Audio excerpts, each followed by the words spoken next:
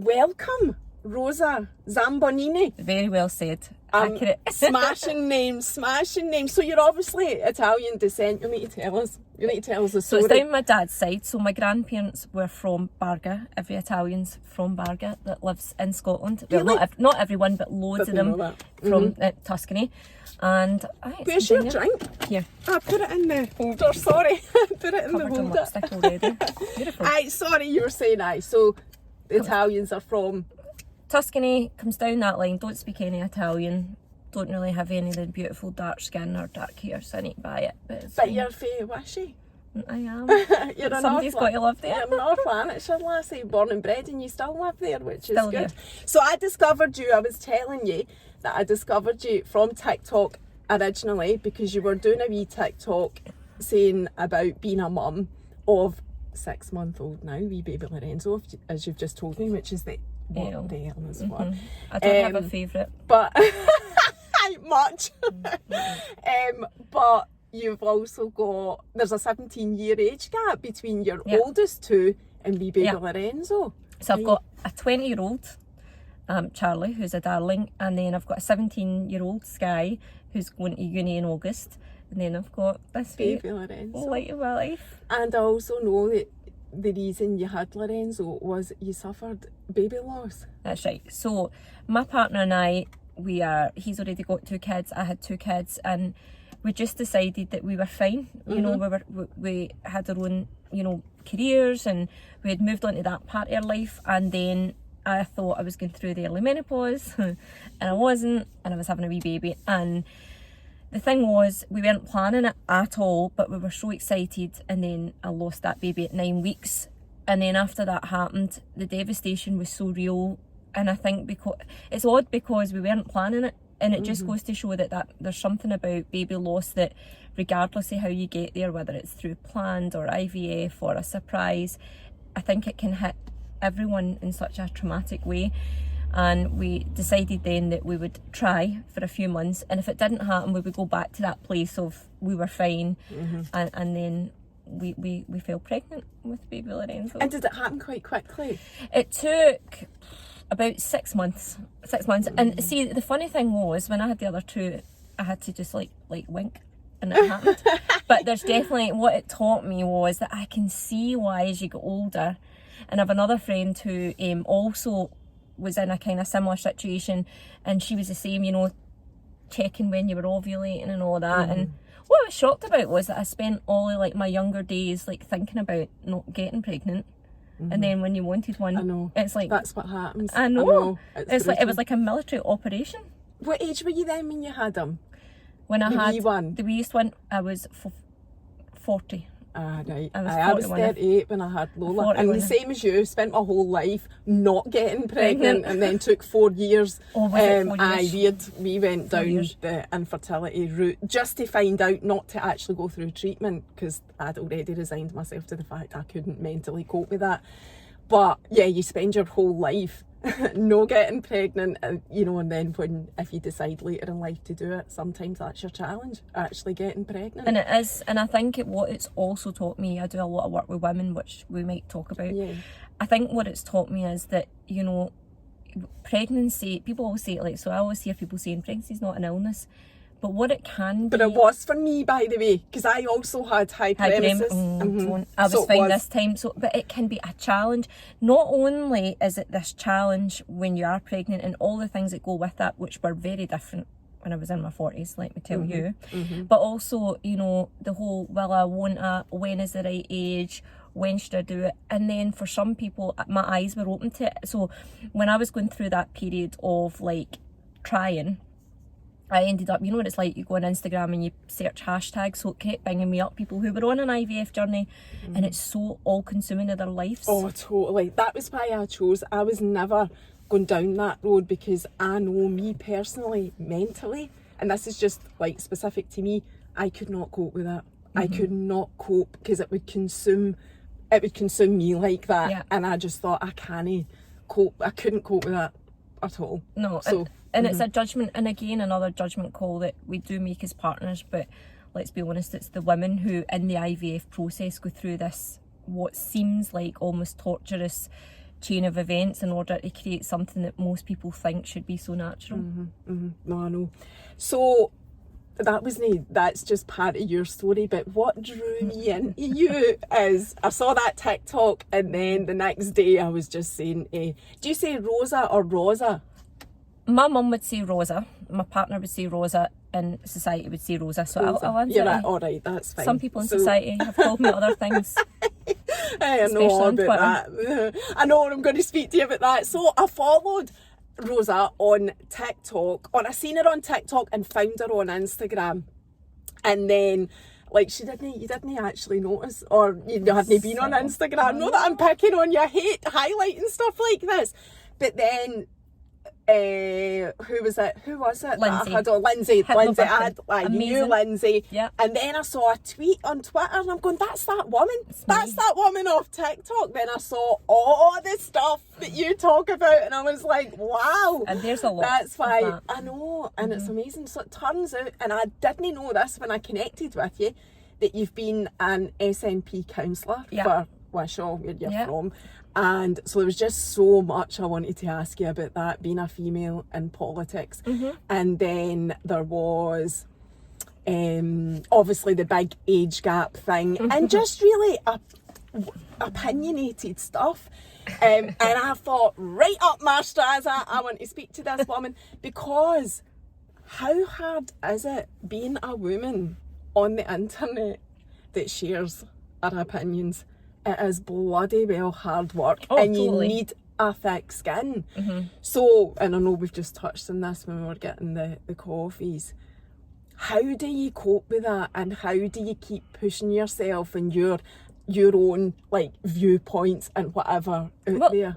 It is a tough one, and I think what's interesting is at first, I remember when I first got into politics and Twitter was really the only platform I was using kind of consistently. Somebody would say one thing, I would take to my bed, I'd be ill and seen out. Sometimes I actually think, good, I've rattled a cage. The right people, because if your cage is rattled, I'm glad, because then you're listening, you're taking note. But I think I've just learned that the internet is just not real life. And it just isn't, you know. I've not got a massive group of friends.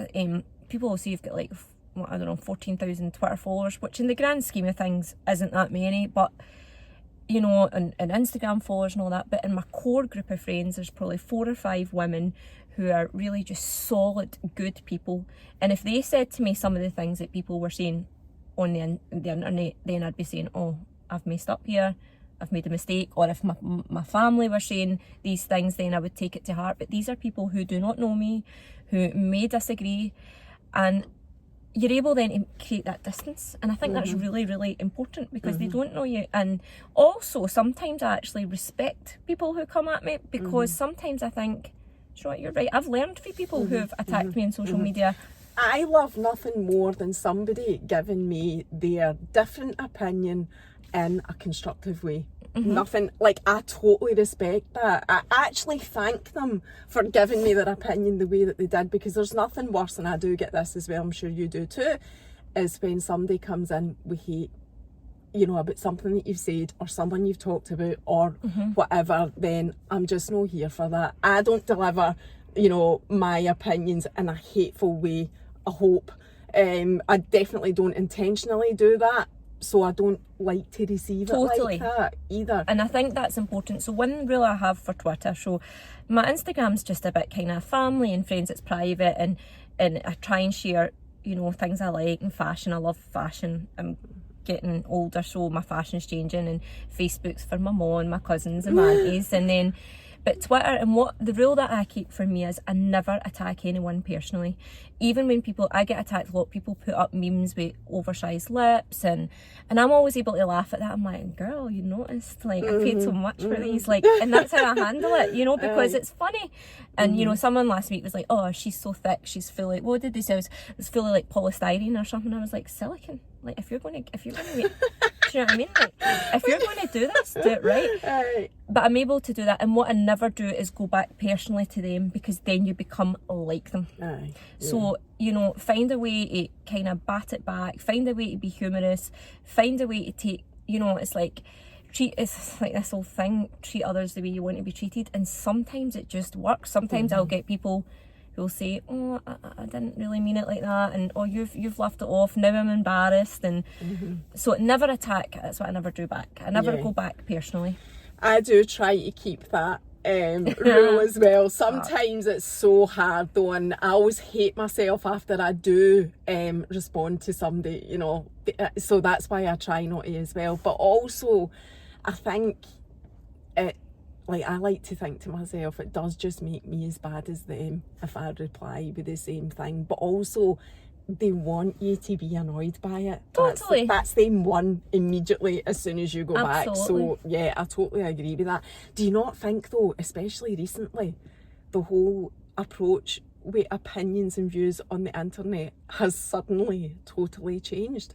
As in, it feels like, and I don't agree with it, but it is a fact, it feels like it's suddenly okay for people to either troll you or, you know, throw hateful comments towards you or give their opinion in a non-constructive way. Like, we've suddenly became this world that this is, you know, almost like trending. Like, it's trending. I understand what you're saying, and I think that's because of the anonymity thing of the internet, because equally so, that's like, a big thing, isn't it? So equally so, like how I said it protects me, I'm able to say that's not real life, you know. So when someone trolls me, mostly on Twitter, I have to say, when someone does that and they say hateful things, I can do the whole, oh, I don't know them, they don't know me. But also that's why it makes it easy for them to put their comment out there, because they don't care if they hurt my feelings, they don't know who I am. So there's just this accessibility thing. And I think also when you're doing something like what you're doing, you know, or what I'm doing, and there's a platform there, and in politics especially, people say, well, you put yourself out there. And for me, that's just not an excuse. People say all the time, you know, you've put yourself out there. Well, I didn't put myself out there to be totally ridiculed or for people to take private things and use them against me. That's not why I put myself out there, to either, like you, to entertain or to bring some educate, inform, or, you know, sometimes just to have a laugh, sometimes, but not so that doesn't, and it's the same with celebrities. You know, sometimes I'll look at celebrities and even I'll think, oh my God, but that doesn't give me the right to go into their social media to find them. But it's the world we're in is full of opinions, isn't it? And the internet's created a real space for opinion. It's just how do we manage that? But that's the difference between good people, just what you're saying there, and maybe different people. That if I didn't agree with somebody's opinion, never, ever, ever do I go in to their page or DM them and say, I don't agree with you. I scroll past. That's what I do. And it doesn't matter how strongly I disagree, I scroll past. I would never give somebody my opinion unless I was asked for it. I would never give it. But that's just me, you know, and we're not here to talk about that. But see, being a woman, and we talked about this just now, on the internet, it is so difficult. And I can only speak from a woman's point of view. I'm not saying it's no difficult for a guy. I'm speaking from my own experience. It's actually so difficult to give your opinions. Do something like this. Speak on Twitter. Give your opinions, and be able to cope with or handle everything that comes for that. And we were just saying as well, statistically speaking, women troll women more. It's a fact. More than men. Women get trolled more than men. And you were just saying about this whole equal opportunities and sisterhood, and say what you were saying about that. So I think, you know, a good friend of mine who was a counsellor as well, she's younger than me, she's actually just a baby, beautiful. She's now she went back to retrain as a lawyer. She's a mad human rights campaigner. She's just a dead inspiring woman. And I once said to her, how come we've got all this like girl power and sisterhood and you know, girl squad and all that, and yet most fights that I've ever been in out with like family, siblings or whatever is women and bitching and gossiping. And she said, and it was really interesting, that it is the patriarchy in a way. Women have had such a small bite at the pie for so long, you know, in lots of industries, that when we get something that we see that's ours, we're so keen to like protect it and keep a hold of it. And that's not maybe that's something that's cognate, like something at the forefront of our mind, but there's just this thing within us that's mine and I want to develop it. And it's not jealousy, and there is jealousy. So let's take influencers. I love influencers. Like, I'm like, I've got this green coat that Emily Shack wore once, and I'm like, I live for this And coat. then I said to you, it's funny you wore that green coat and posted it, because I bought the one out of River Island a fortnight ago that was on offer for 60 quid. There was 40 quid off it, and it's obviously a copy of this one, because Emily Shack will not be wearing the one for River Island. It was Topshop. Oh, was it? Oh, well. But my point is, like, I am influenced. Like, you can influence me. If you tell me it's good, I will buy it. Even though I know you're paid to tell me it's good, I will buy it. But again, we have been taught for so long, we must be skinny, we must be a certain size, we must look a certain way. When we're a certain age, we can't wear shimmery eyeshadow. So the patriarchy through the media, I know this sounds a lot, bear with me. The patriarchy through the media has taught us to be jealous if we don't look that way or be that way. And some of these women, which I've worked with personally through different things and charities, they're just cracking girls who all hold the same insecurities as we do. You know, the gossip site, it's just designed to tear people down. It's it's the design, and it's just interesting to me how we've gotten to this place that we are. But I don't think that it's not changeable. I think it is changeable, but the only way we can change it is being accountable to ourselves, really. It's so sad that those are the facts, that as much as, you know, we're still fighting for equality, we're still on that challenging road, and yet women are more likely to tear down other women. I'm a great believer in completely blocking people. That's what I do. But funnily enough, I can't even think off the top of my head of any male account that I've blocked. Really? I just thought of that just now. It's Is that interesting. Aye. But so, sorry, you were going to say something. No, I was just thinking, but I think that's the kind of platform as well. And I actually think that it would be interesting to have a study of platforms. So like TikTok is predominantly female accessed, Instagram's a bit more mixed in, and Twitter's a bit more male dominated. And I do get a lot of abuse from men on Twitter, but it's a different kind of abuse, which is quite interesting. So what women give me is kind of different from what men give me. Probably because they wish they had me. They didn't get me. I'm just kidding, honestly. That's interesting. So I was wanting to ask you about when I learned that you were in politics. Do you still work in politics? Yes, I do. I'm going back next week. And you're on mat leave, I know. Yeah. So thank you so much for coming to speak, Girl. especially when you're on mat leave. I know. I'll go back next week, so it's fine. We're all good. Okay. So what are you doing then? Can you talk about that? Yeah, totally, yeah. So I work as a communications manager for James Dornan, who's an MSP on the south side of Glasgow, and he is just, he's just a good guy. I believe what he works for, and I love working for him. We fight all the time, like cat and dog. And so my job is quite mixed. I do like press releases and things like that, but what I really love is community-based work, working with domestic abuse survivors, addiction. I like addiction issues. I like getting into the community. So the constituency he takes in is this Glasgow Cathcart. So there's like Shawlands, half of Shawlands and Newlands, and kind of, which is quite hipster and up and coming, but all of Castlemilk. And I love Castlemilk. That's the area where I'm like, I love the people. I love all the constituency, but so I was obviously a single for a long time and a lone parent and struggled, and that's how I got involved in politics in the first place, because I knew what it was like. And that's kind of still where I'm drawn to, like working with people in poverty and things like that. And so how did you get into the councillor thing? Because that must have been challenging as well. I want to ask you more about the politics thing and being a woman, but how did you get into the... So being a councillor, so actually quite interestingly, with Nicola Sturgeon standing down, so I was after the Yes No campaign, I was a big Yes voter, and wasn't part of the movement though or anything like that. I was a member of the Labour Party, but just kind of not active.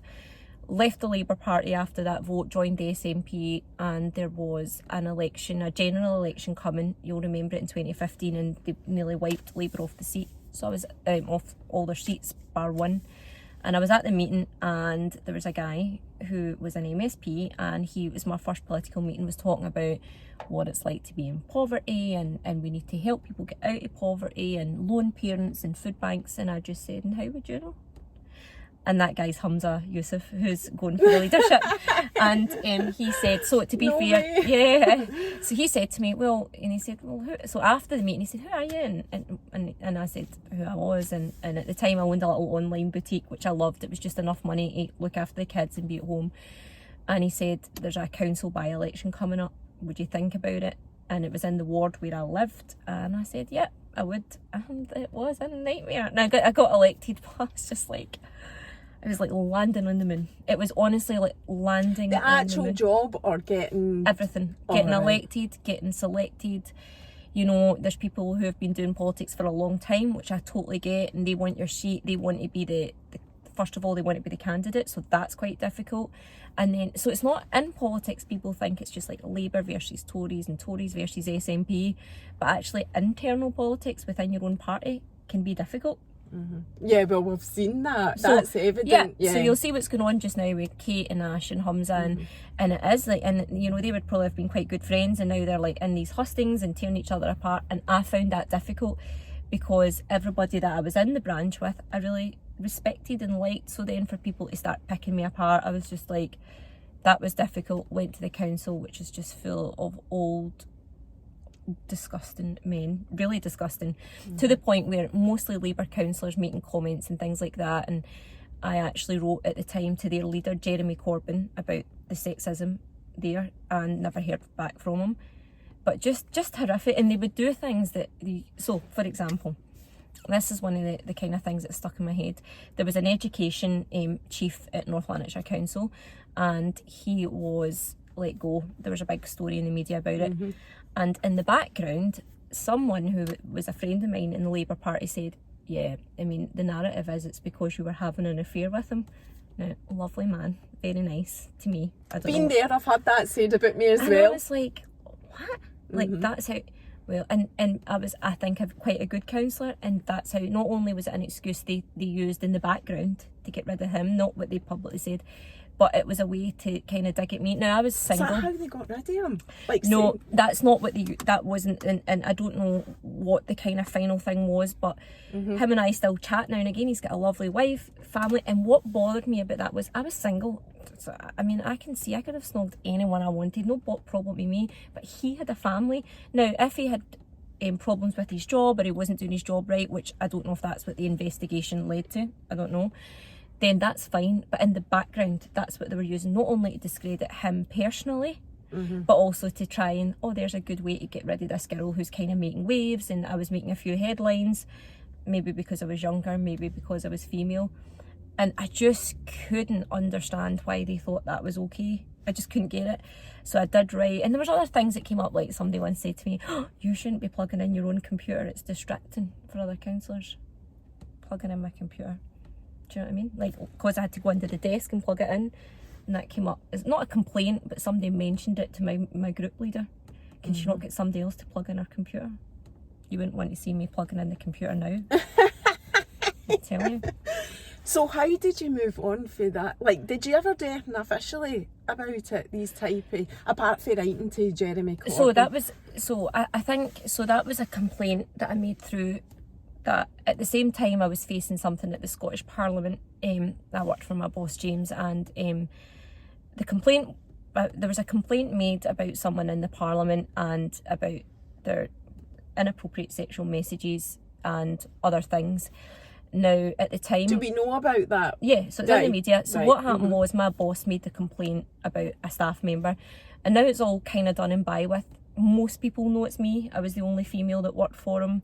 And now... And that was in the papers? Yeah. I didn't think that's what you were talking about. No. Right. So it was in the papers. So what happened was a minister made these advances to me, and there was others who complained. It just so happened that it was the complaint that I made to my own boss, who then made a complaint, and he was sacked. And I haven't really spoken about it ever with anyone publicly like this, probably because I don't trust a lot of journalists, although there's excellent journalists out there.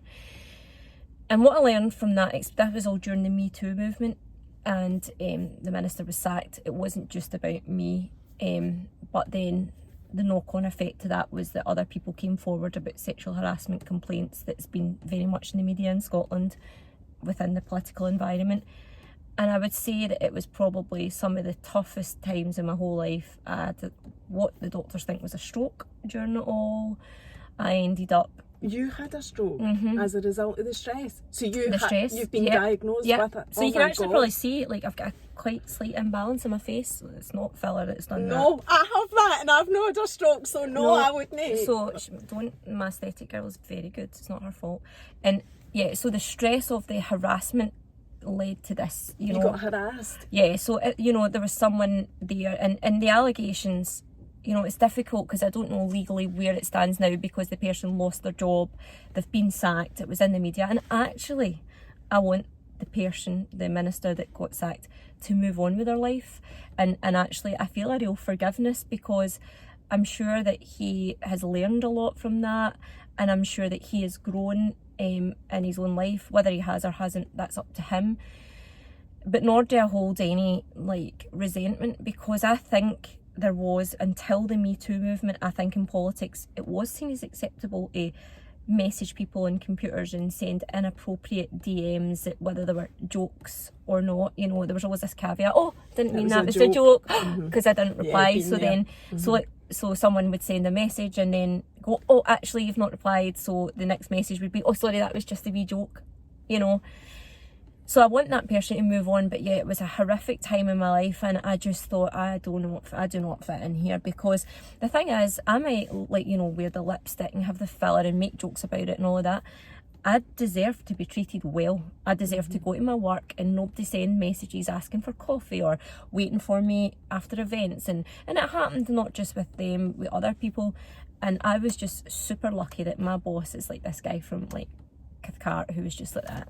No way, that's not happening. And what you can swear if you want, by the way. You maybe don't want to because you're in quite no, in case my mammy watches right. Right at me. No, so I think that sexism, misogyny happens, harassment did happen, but the Me Too movement changed that. It definitely did. I'm not sure, this is what I'm interested to see what you think, I'm not sure if it actually changed men's minds on how they can treat women, that they shouldn't treat women like that, or if they're just more worried that somebody will say something. I honestly don't know the answer because I'm not a man, but I do personally feel that there has been a big change in what men, maybe they just needed educated. I don't know, that's maybe being far too kind to men, but I think there has been an awareness created of what is and isn't acceptable. I think there'll always still be those who don't accept that or appreciate it or think that they're on a different level.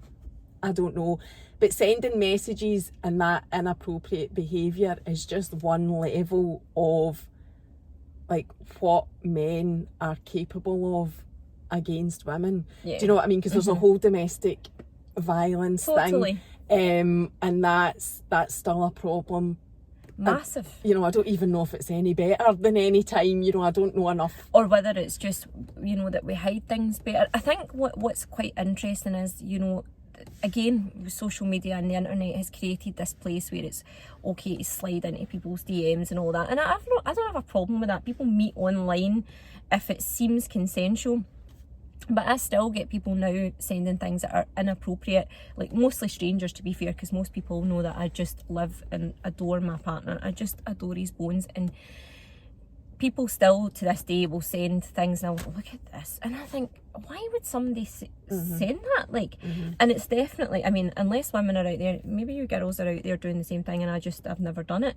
But people sending things just so sexually inappropriate. Well, no, I have talked about this before, for a while, and it was about inappropriate messages. I haven't had one for ages. I maybe got one that verged on inappropriateness at the weekend, but I haven't had something that was completely sexually inappropriate for a long time, which makes me think that men are better educated now. That's what I'm putting it down to. I just think that they appreciate that it's just not, it's not that it's never been acceptable, but we're talking about it now. But actually there's an awareness. Totally. Women are talking about it. People are saying, look at you fanny. People are calling it out and whatever. There's a bigger awareness and I see that. of it. But whether that actually changes what goes on in here, cognizance. and maybe that would really be a reflection on domestic violence levels, that the statistics reduced on that would be the true answer to that question. 100%. But I don't actually know what that is, and if there is any improvement over any space of time when it comes, and even that's just what we know and not what we don't know. Because there's this thing, like, do you remember, I don't know, because you're just a wee bit older than me. A good bit, nearly 10 years. But do you remember you would be walking down the street, and this still happens, but really, and somebody go, smile. Well, you go and smile, darling. Imagine if I was walking down the street and I saw like a 20-year-old guy and I'd be like, smile, sweet cheeks, they'd be like that. What? Like, what the heck? And you it's just wouldn't do that. You just, and never would. My mother would never have walked down the street, you know, and my dad would never have done that to a woman, because my dad's just a gentleman, and he's the and I think actually that's why I'm so strong in how I expect to be treated by men in the workplace and men in my relationship field and scope, because my father is a good man. He is a good man. So I expect a higher standard, but I definitely think that we've kind of curbed some of the whole wolf whistling walking by a building site. I think doing this, you will get even women who will come on and comment saying things like, well, my man's not like that, and my brother's not like that, or... No, I do think people know that I'm married, I've got, you know, male friends, you know, I've got brothers and whatever. I think the majority of people that watch these get what you're saying. Yeah. We know that it's not all men. We're no part, you know, it's just so annoying that you need to say the that. majority is men, and that's the problem. It's like when we were talking about the Sarah Everard murders, and I know we're kind of moving, I do this, sorry, it's the Italian in me, you know, you go from sexual harassment to domestic abuse and then go into, you know, victimisation of women. But the reality is that women, you know, that are murdered, you know, when men are murdered in the UK, 9 times out of 10 it's a man that's murdered them. Whereas when a woman is murdered, 9 times out of 10, or whatever the figure is, it's more likely to be a man that's killed her. And I think that's the problem we have, you know, women. I was out walking my dogs the other day, and I've got a wee tiny dachshund, but I had my big bulldog, and I felt safer because I had a dog. Himself, my lovely partner, wouldn't think twice to go out a walk without either dog, and I was going, oh, this is quite good because I've got this dog.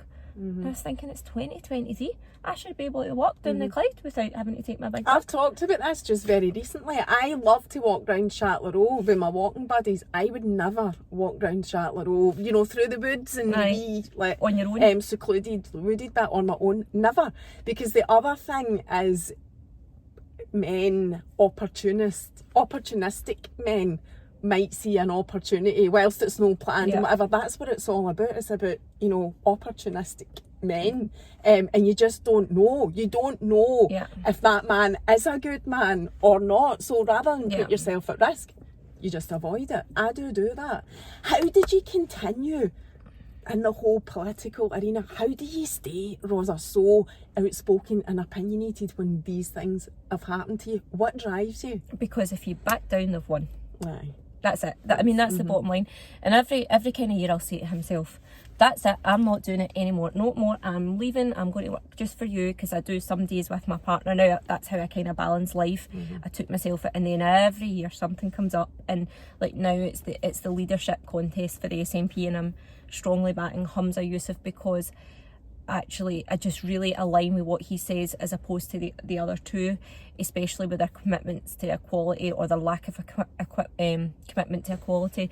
So every year, so like now, I didn't expect Nicola to step down, and I was like, I'm keeping my back seat, I'm just going to work for James, I'm not doing anything. Nicola steps down, and immediately I think, you know what, I need to back Humza, I need to be out there, I need to be supporting him and being vocal, and I can't help myself. Were you in Cumbernauld last night at their... No, because I didn't go because Lorenzo, because you are still on mat leave. I know I shouldn't be asking you, but he did. Well, I would have gone so I watched it online because Lorenzo was teething.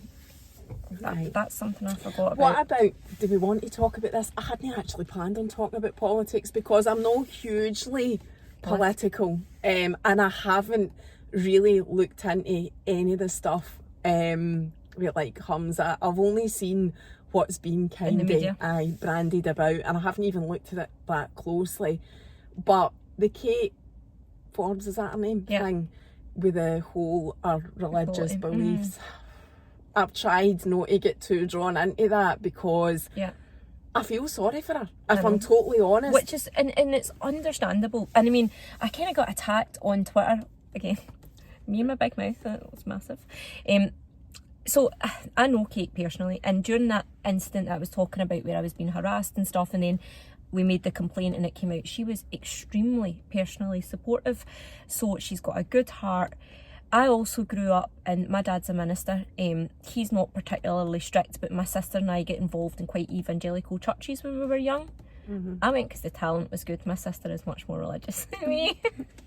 But we get drawn into it, and I could see why Kate has come to these conclusions. I think it's more doctrine, which is, so the difference there is when a church teaches you their interpretation of the Bible and what is a real personal faith. And I know Kate to be a gentle, kind, she's just had a baby. She was messaging me when I was pregnant going, how are you? And she's the cabinet secretary for finance, so she's a decent human. But I am passionate about equality. That's the only way we can have a really great country to live in, is if everyone's got equal rights and equal space to survive and thrive. So I wasn't surprised at what she said. And, you know, some people have said a bit like you, they do feel sorry for her, and also, you know, at least she's kind of got the balls to put it out there. The problem is this, and this is the problem you've got. She stood on a manifesto that the SNP has, which includes equality. It includes, you know, the gender recognition reforms. They are a party that that voted for same-sex marriage. So for me, I'm not sure why you would stand on that manifesto if it doesn't align with your personal beliefs. And she put those beliefs very much out in the public domain, knowing that the massive LGBTQI plus community would be extremely hurt.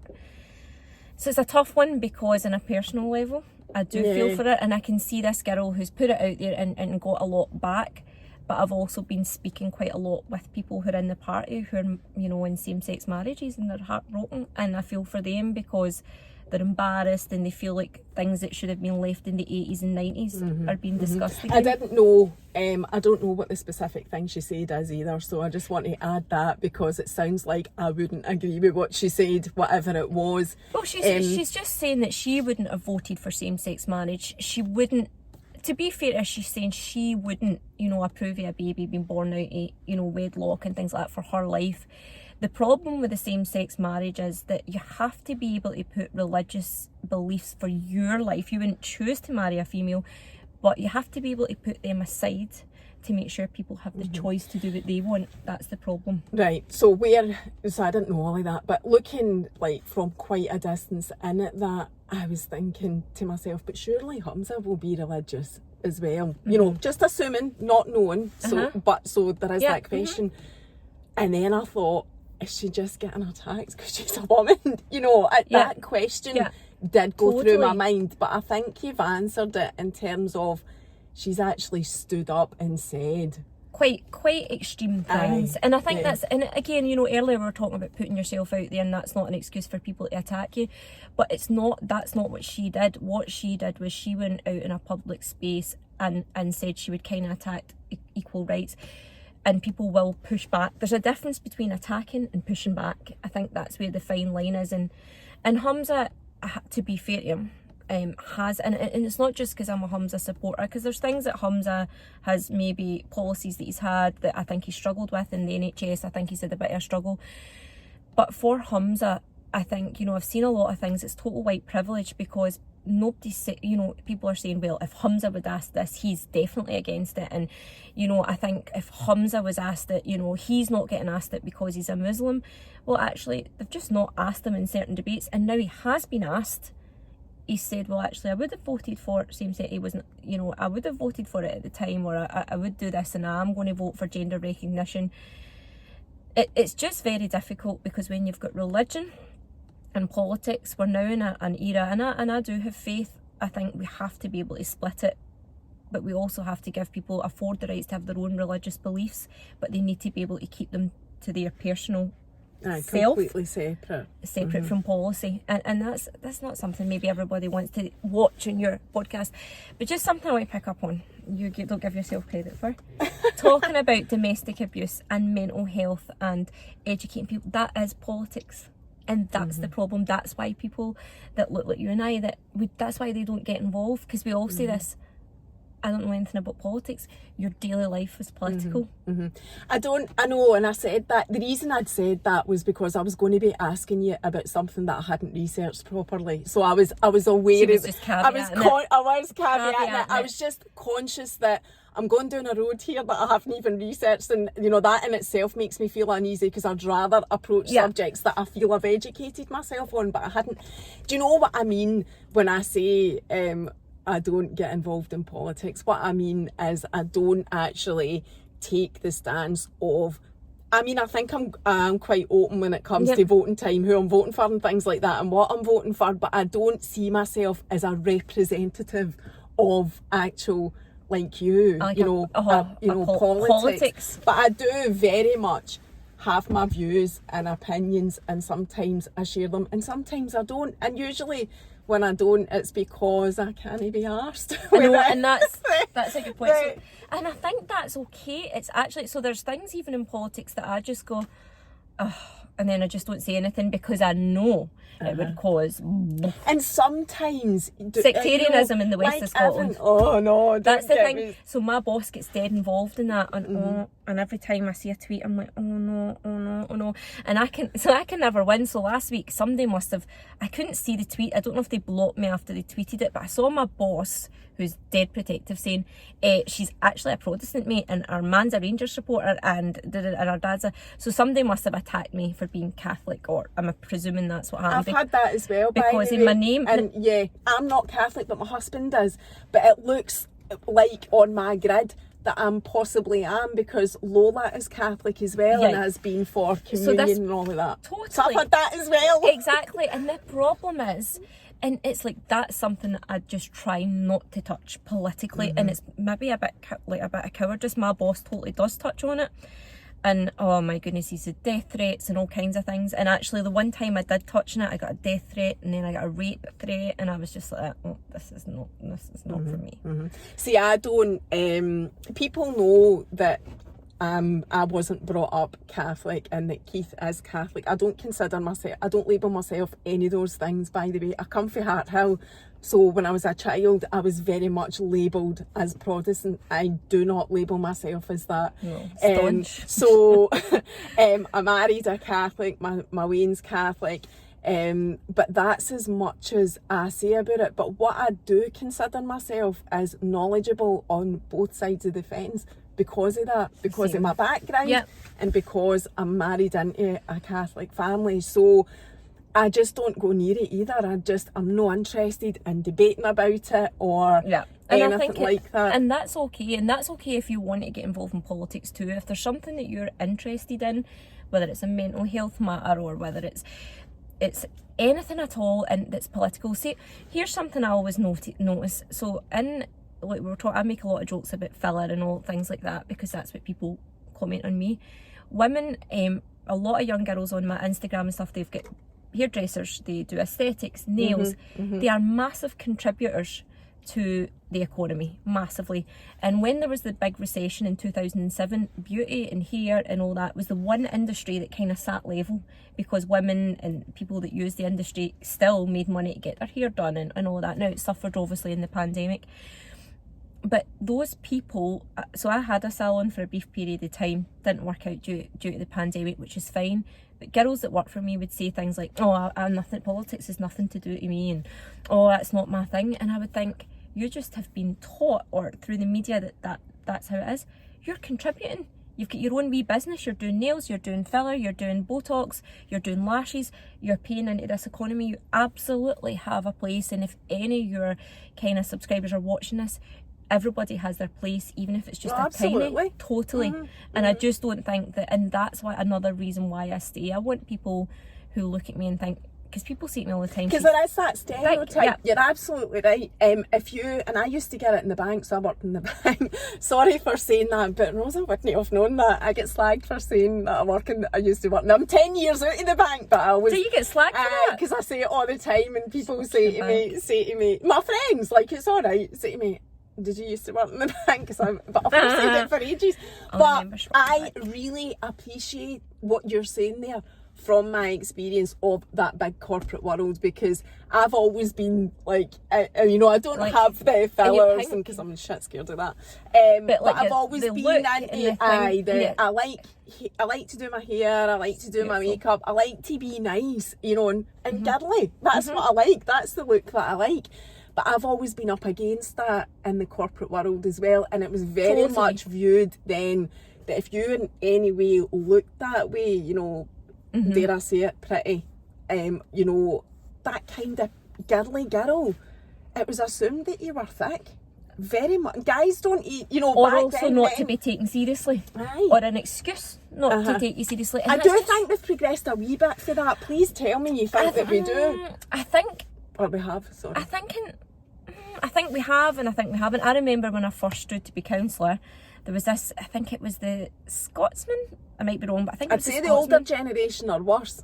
Definitely, and there was a Scotsman article and it was basically, what is this what has she got in her bag? And it was like this, or I can't remember the whole thing, but it was basically a scrutiny of what I was wearing, how much my handbag cost, what phone I had in my hand, had I had my nails done, and it was like, how dare you have had these things or this interest and be interested in politics? And I was just like, this is so bloody strange. And even in Edinburgh now, when I go to Parliament, it's not so bad, but when I first went, I remember, like, so we share a floor with the Tories, and believe it or not, we can get on really well, like, you know, because you create friendships with other staffers, and sometimes they'd be like, oh, we wondered what shoes you'd be wearing today, because you just hear you clicking, and I'd be like, oh, sorry Sandra that I've got my high heels on, like...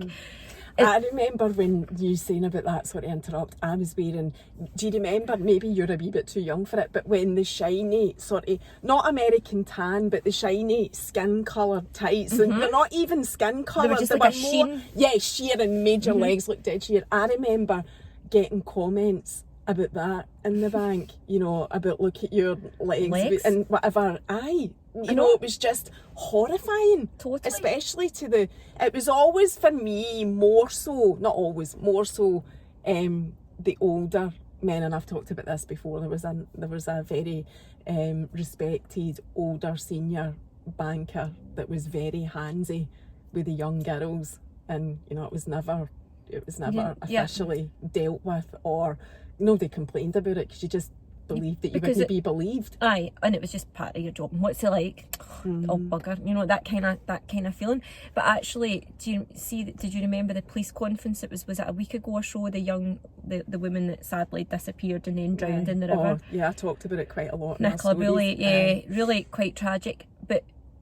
And we'll never know what really happened. But what struck me, but do you remember the police conference and the police officer, and she wore the navy dress? And she got criticised because she had her arms out. I know, I was horrified at that. I saw that on Twitter. That might have been because of you that I saw it. It was like right-wing women were banging on about, oh, you know, it wasn't appropriate, and she was speaking about death. See if somebody's on the news talking about a young woman that's missing or passed away in their family, and you're thinking about sexualising their outfit, that issue's with you. 100%. Totally. There should be it doesn't matter what's getting talked about, what the subject is, what the news conference is about, there should be zero comment passed on what a woman is wearing to that. 100%. And I think, again, you know, we do need to move on. Women can be just as critical. Yep. And I know that is a big thing. We've said that statistically. Because it was right-wing women that were commenting on her. And I'm like that. Honestly, like, she was wearing, and it wasn't, now don't get me wrong, there are levels of appropriateness. Like, I wouldn't go to certain meetings wearing things that I felt were inappropriate, maybe too tight or too short, only because of how I felt. Yeah, but you wouldn't judge somebody or stand up and say you shouldn't be wearing that. So I'd probably go, girl, you can wear that. Because I'm just like, like, and I think we're in this place, it's the same, like, you know, like Nicola Sturgeon, like, you know, you can say what you like about her, like her or loathe her or whatever. She has never, ever once, and I've given them some tough times because they've had to deal with a lot of things and things in the media and this and that. She's never once said to me, like, tone it down. She's never once said, you know, like, oh, could you think about this, or maybe you should tone this down. Never one single time has she said that. And that's interesting to me. And Nicola's own kind of self-style, I think, has evolved. Like, you'll see her, like... Oh, yeah, she became First Minister and got a total makeover. Totally. Totally. But equally so for people who are on the other side of the fence, I love looking at like when Ruth Davidson was in power and she wore her shirts and she felt comfortable. I'm like, girl, that looks great on you. Like, you know, and as long as you're comfortable and you're working hard and you're doing a good job, does it really matter if you know? And I just think that we need to keep moving and to answer and pushing forward. Yeah, and to answer your earlier question, you know, that's why I do it. And I also think, you know, having Lorenzo, another reason why I'm happy to do this on mat leave and happy to take meetings and things like that, because having children should not be a barrier. Having how you dress should not be a barrier. And it is a barrier. It would be naive of me to say it's not. So the only way to change it is for women who've got a bit of balls like me, to just keep showing it if you can, and that's important to me. And while people ask, somebody just asked me the other day. That's what keeps me going. It doesn't matter, you know, I know all the opinions that are going on out there. Well, I don't know them, but I know they're going on is what I should say. But I just think, no, I am not shutting up. I'm not shutting up about these things, and because push the barriers. And I think about the women though that don't have the balls, if you like, don't have the confidence to put themselves out there, and that's totally fine as well. But I feel I need to, like, do you not feel like that? I need to speak for other women as well, and you know, totally, if you can do it, and that's the thing. And if you can't, that's okay. Aye, exactly. But you know, one of my favourite things about being in politics is I get DMs all the time, like, just sometimes it can be like, oh Rosa, I've got a pothole, who do I write to? Sometimes it's, I've got a medical issue, what can I do? And that I just love. I just totally love that side of it, and I love that I'm able to share that, and I think we should keep pushing. And there are always going to be opinions, aren't there? Like, there's always been opinions and there always will be. Aye. And do you know what I wanted to ask you? I'm conscious of time, but it's fine if we go over an hour, it's fine. Sorry. But you do need to get back to your baby as well. See, when you did put in your official complaint, was it classed as sexual abuse? No. So what happened with me was the person who I had felt had sexually harassed me, I had, throughout this period of that harassment, had said to my boss, this is happening, and this person's messaged me, and I feel like they've been inappropriate and different things, and that was fine. My boss said, wait, you had the proof then? I had some proof. Some of it was just how I felt, but there was proof, hard evidence, and I gave it to my boss. And my boss consistently said, we need to do something about it. I said no, because he's a minister and I'm just like a staffer here. And he said, right, and I have to give him credit. He said, well, you know, like, but my boss also recognises that it is not his you know, he always gives me my place. So then what happened was, there was no Me Too movement. Then the Weinstein stuff came out, and I'd already been ill and had the stroke type incident. I went out to Italy to try and recover for a week on my own to kind of get myself together, and the Me Too thing broke, the Weinstein thing broke. And men who, not just men who have harassed me, but men who have hit on me, who are married and different things, were tweeting disgusting Me Too and women should speak, and I was just like, what the hell? Aye. So I tweeted, because again, I can't help myself, seeing the men in my own party and in Parliament tweeting Me Too, making me feel sick to my stomach. Someone then contacted me in an official capacity to say, what are you speaking about? Like, if you want to make a complaint, tell us.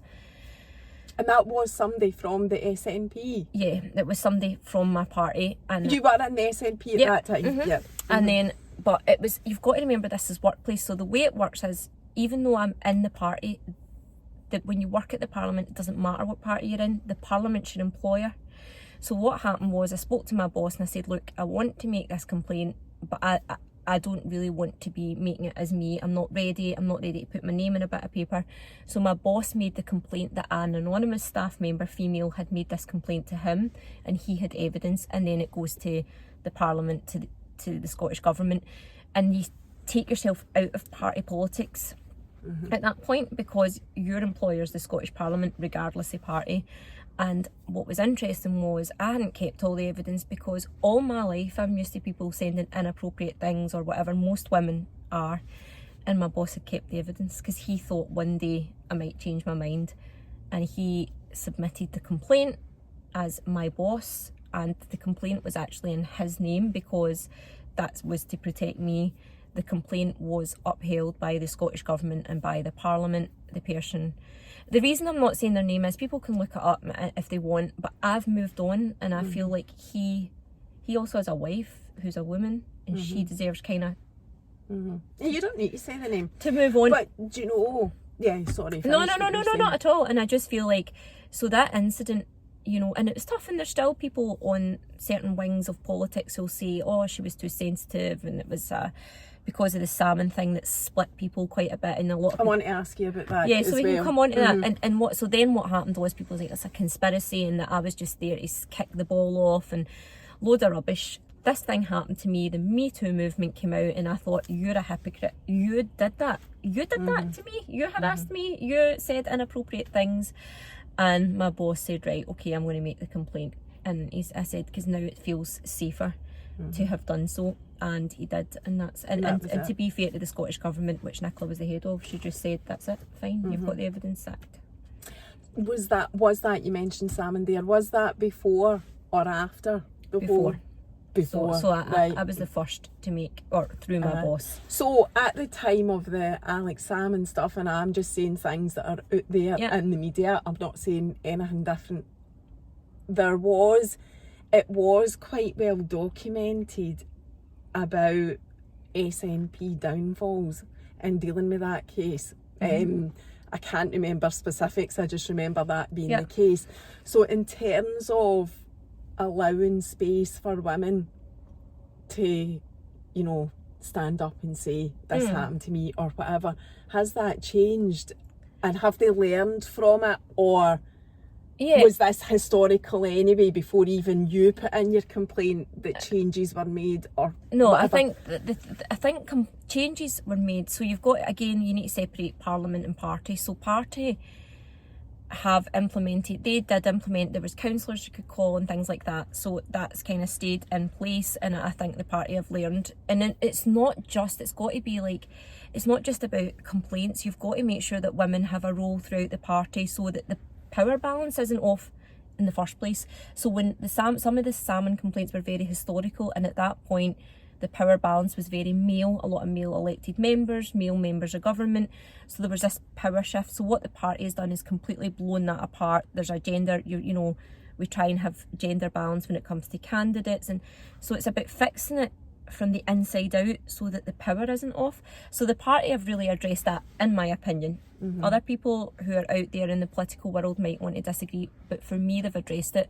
The Scottish Parliament also have addressed it. They put in workshops. There was things I think they could have done better in my case. I can't think of specifics just now, but yeah, they've put things in place. You know, they made a lot of like changes to how we would report things and how others would report things. They made access to speaking to like the chief exec. So the Parliament obviously has non-political people who run it, because, you know, it belongs to the Scottish people, so civil servants, and access to them. So there has been massive changes made. And you've got to remember, this isn't just a male-female thing. At Westminster, there's been lots of same-sex sexual harassment allegations made. So politics is changing, and it has to change. This is the thing. See these people that are up there that are elected MPs and MSPs, they are the benchmark of how people should behave. So some people might look at the complaint that I made and go, well, I heard people say things like, well, we've all got sons and we've all made mistakes and all that. But here's the difference. These people represent what should be the benchmark of Scottish behaviour. In Westminster, they represent the benchmark behaviour for the UK. And if our elected members who are setting legislation, who are making the laws, can't behave, then how can we expect that to trickle down? And that's the difference. No, you absolutely cannot have somebody in a position of power with that kind of stuff against their name. I mean, we've seen it time and time again, MPs and MSPs sacked because of their behaviour. And yeah, we do have the situation, especially during the Rona, don't want to say the word because I don't want my video getting taken off YouTube, who should have got sacked for behaviours and things that they did, and they didn't. But thankfully that's not in Scotland, and totally the reason the way that we overcome that is by not voting for people like that back into power. That's how you fix it. So we are just coming up to an hour. Have you covered everything you wanted to talk about? You said something earlier that you said, oh, I'll cover that, and I can't remember what it was, but have you covered everything that you wanted? I think you've got the very political side of me, but what I think is so important is, like, it's all right to be in politics and to be vocal on the internet and even separate from politics. Yeah, it's all right. Everything's all right to be and still be your best self. See, if you want to be involved in anything. And the other thing I've got from meeting you, this is so cool, is that if you want to try something, go out and do it. So I didn't get into politics till I was in my 30s. I was a lone parent, and I was just like, I knew I could say it. Knew I had something to say, and I said it. And it's okay if you want to get into vlogging. It's okay if you want to get into, like, you saw me in the TikTok. I am not good in the TikTok, but do you know what? I give it a bash. And you're not political at all. No, like I say, it was the gap, the baby thing, the gap, and just the fact that you were speaking really well that drew me into you. Because I wanted an outlet that's something just fun. TikTok's hard, by the way. I know. Your Instagram's not political. I mean, you've got a couple of posts, but your Instagram's mainly your family and whatever as well. So she's not pure. Quite a lot. Being an influencer, she's not pure political. No, on and her I'm Instagram. not. But if I can use my platform that I've got, especially on Twitter, to highlight things, then I will do that. But equally so, like, and here's the thing, it's all right to have facets of your life. So I think that's something that's quite weird. Some people in politics, I said to my boss once, I went to lunch in the Scottish Parliament, right? And I sat down and there was like all men, just because it wasn't anything bad, it was just all men at the table. And my boss is like a massive football fan, sometimes does my head in, but I quite like football. I'm a Motherhood fan, God love me.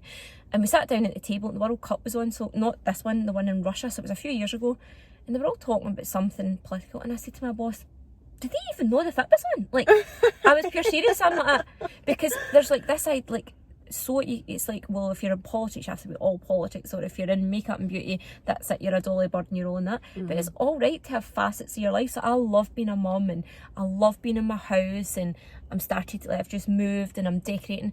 I also love to, like, do makeup, and for a while, even when I was in politics, I worked on a Saturday doing makeup, just because I needed that outlet, and that's all right. And if you want to get involved, see if you want to get involved in politics, follow me on Twitter or Instagram. If you've got something you want to say, or you've disagreed with something that I've said, I'd like to hear from you. I'd like for you to get in touch and find me. My daft name makes it dead easy to find me. You'll get tagged in this anyway, so when this goes out on Instagram, you'll get tagged on it anyway, so people will find you. But I don't actually think you will get a huge amount of people disagreeing with what you're saying, because you're very, open-minded and accepting of everybody and everything. So I'd be very surprised if you got a lot of people disagreeing. Very used to it if they did disagree. See what I mean? I think some of the things people say. That's very kind of you to offer for people to message you, especially when you're looking after. I think as well. I think what happens is, I think politicians seem so inaccessible. Do you not think so? Like, they just seem like they're just, like, kind of... Oh, yeah. Like, and you always hear... Like, if somebody said to me, oh, if you're not happy with that, write to your politician, I'd be like, I so will. But you should, and you know what? I know. And the thing is, they're obliged to do something, and to reply, and actually do something. See the number of people that will say to me, oh, I'm not doing that. I'm like, why? Like, wouldn't you? Like, if you've got a problem with, like, your benefits or your passport or something, you write to your MP. If it's to do with health or police or schooling, your MSP. And if it's your potholes and your bins, you write to your counsellor. Sometimes schooling issues as well, write to your counsellor. And, like, you should, that's why you elect it. So you elect them to be your voice, and they can only be your voice if you speak. If they know. If you speak to them, go to their surgeries, write to them, be in touch. Like, try not to abuse them on Twitter. Like, and regardless of aggression doesn't work. That's it doesn't. Right. You have to do it the right way. I have a great, so himself, just quickly, because I talk a lot. Yeah. Himself, my partner, is a massive kind of Rangers supporting, no voting idiot.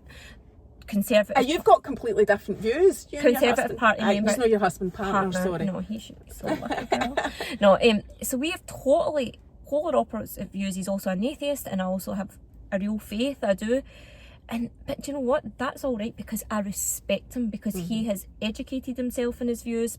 Economically, they work for him. He's a business owner, and that's fine.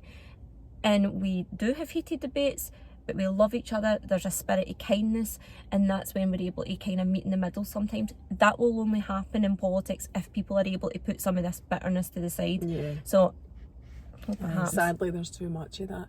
On that note, the bitterness, but hopefully it'll change for the better. Thank you so much for coming to chat, and I will let you get back to me, baby Lorraine. So now, bye.